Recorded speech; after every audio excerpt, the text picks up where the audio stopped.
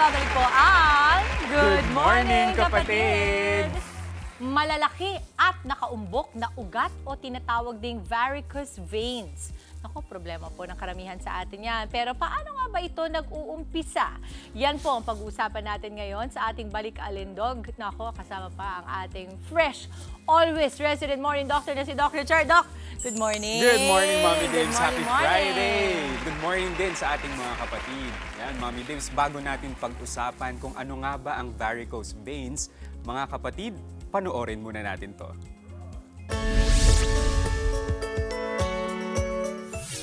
Nagsimulang lumaki ang varicose veins ng 46 anyos na si Beth nang ma-diagnose siya ng type 2 diabetes.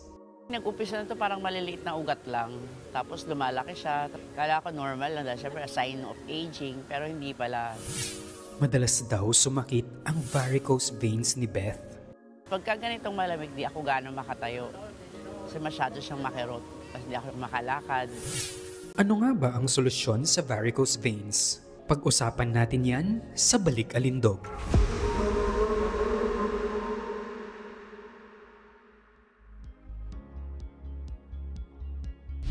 Kasi siyempre binababad natin yung video para talagang malaman natin ano nga ba itsura ng varicose veins. Kasi, Doc, di ba, marami sa mga kapatid nating nanonood ngayon, maaring kayo po yan, mag-comment po kayo kung kayo ay nasa live streaming.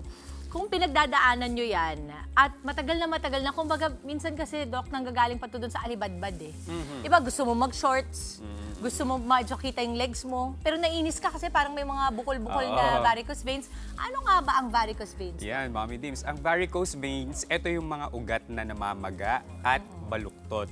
So nakikita ito doon sa ilalim ng balat. Nangyayari kasi ito, Mommy Dims, dahil yung valve, so meron kasing valve doon sa loob ng ugat. So kapag yung valve na yun ay nanghina at nasira, hindi makadaloy ng maayos yung dugo papunta sa puso. So kaya ito naiipon. Ayan, kaya siya umuumpok.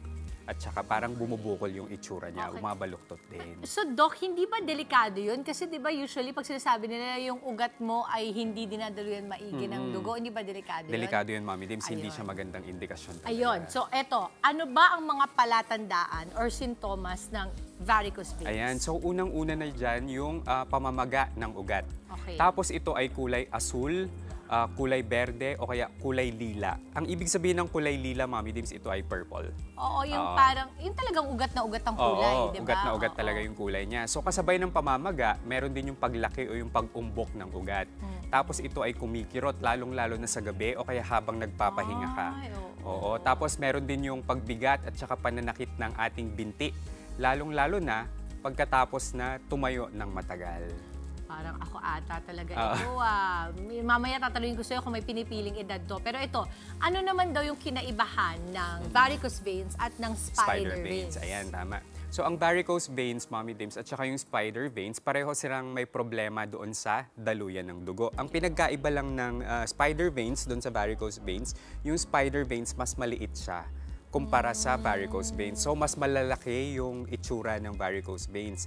At saka kaya tinawag na spider veins kasi mukha siyang sapot ng gagamba. Ay, ganun ba? Oo. Okay.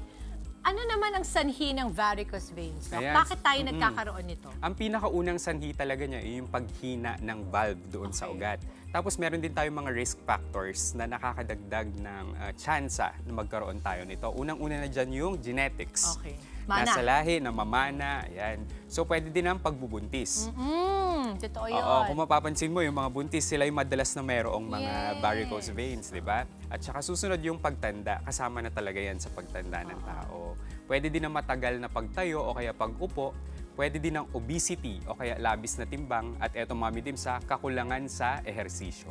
Ako, kaway-kaway sa mga kapatid nating nanonood na maraming na-i-check sa lahat ng sinabi ni Na-check Doc, na ba? parang meron ako nun Parang meron ako nun Pero Doc, syempre, sa lahat ng mga karamdaman, pinagdadaanan natin sa kalusugan natin, laging meron namang solusyon yan. Tama, Ma'am Anong Dims. mga solusyon para sa varicose veins? Ayan, meron tayong solusyon. Unang-una, mag-ehersisyo muna at panatilihin natin yung tamang timbang. Aray. Oo. Tapos kapag tayo ay nagpapahinga, pwede nating itaas yung ating binti. So, etong pagpapahinga at itaas ang binte, hindi lang to para sa mga buntis. Kasi di ba karaniwan, ginagawa ito kapag buntis ka. So, kahit di ka buntis, kahit lalaki ka, pwede? Kahit hindi ka buntis, Okay. kahit lalaki ka, pwede mong itaas yung binti pag nagpapahinga. Tapos pwede din kaming magrekomenda ng paggamit ng compression stockings. Okay. Ito para maiwasan yung pagkakaroon din ng varicose veins. So pwede itong gamitin buong araw. Opo. Tatanggalin lang siya bago matulog. Tapos, Mommy Dims, kapag medyo malala na yung kondisyon ng varicose veins, pwede ang surgery.